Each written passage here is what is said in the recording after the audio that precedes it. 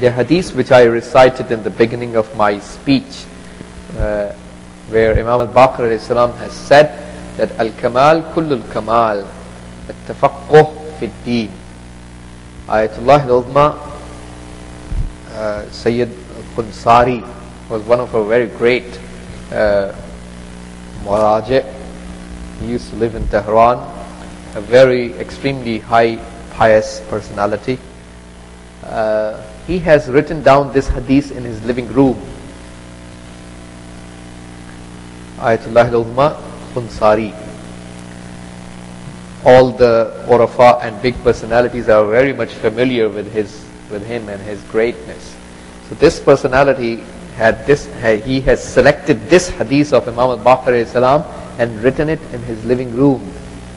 That Imam alayhi salam has said that al-kamal kullul kamal, the entire perfection is to have tafaqquh fi ad-din. If you want to judge a person is perfect, how can you judge? Look at at-tafaqquh fi ad-din means in-depth understanding of the religion. The concepts of the religion should be deeply understood by you. How much do you deeply understand Islamic concepts?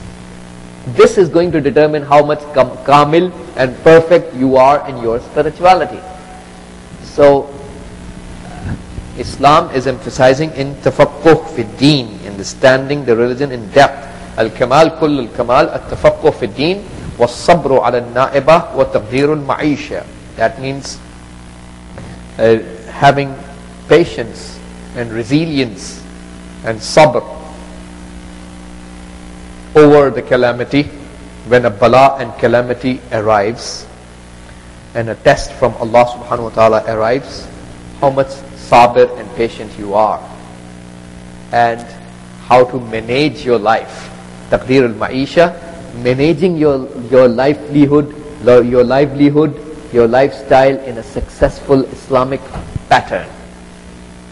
This is the whole perfection of life.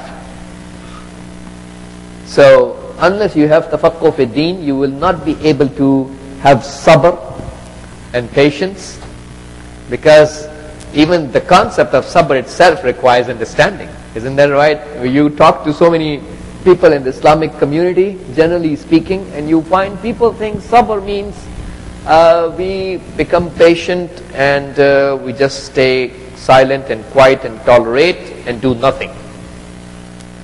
Lots of people in the Islamic communities, generally speaking, interpret the concept of sabr like that. Becoming sabr and patient means tolerate the whole situation, stay silent, do nothing, and just tolerate it, just stand it. Whereas actually the ulama of akhlaq have clearly defined that sabr is the resilience and patience that you exercise when you have performed your duty.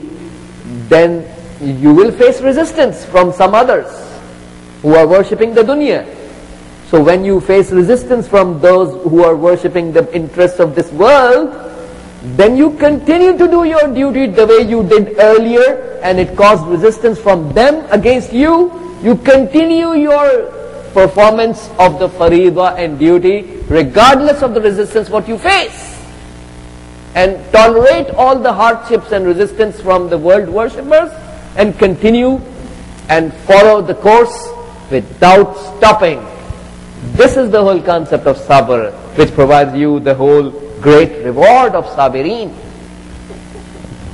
which is also made upside down by so many people, because they consider sabr to be just tolerating and staying silent and quiet and doing nothing.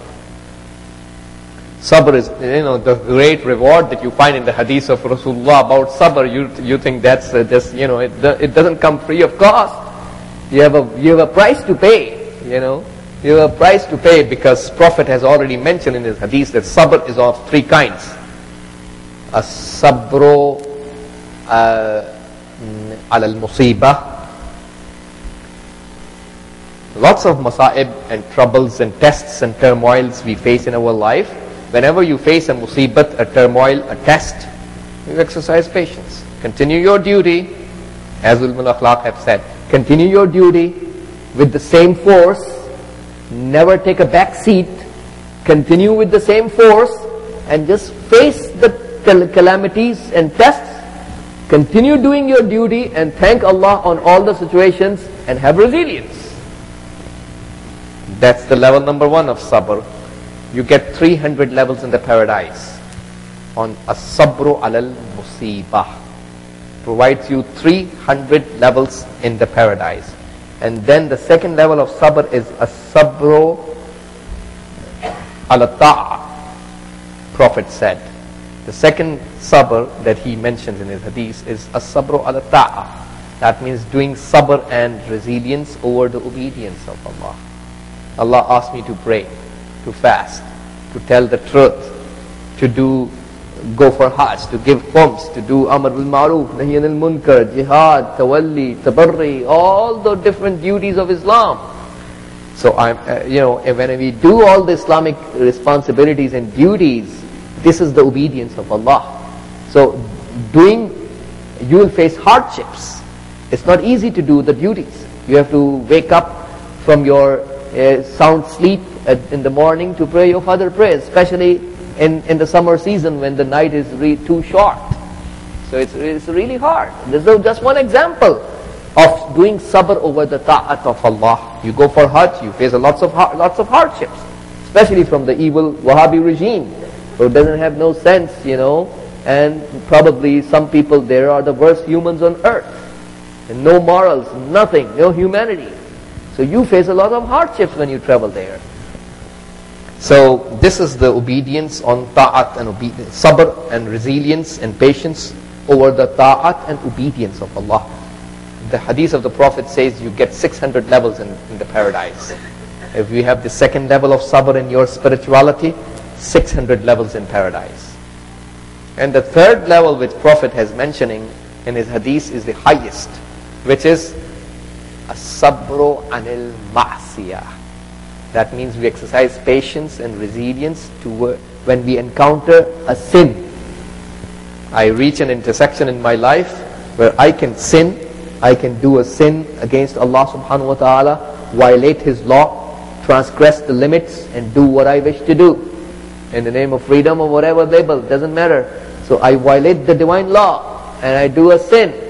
Or I can control myself and I can control my desires and wishes and whims, and I can abstain from doing the sin, abstain from doing the haram.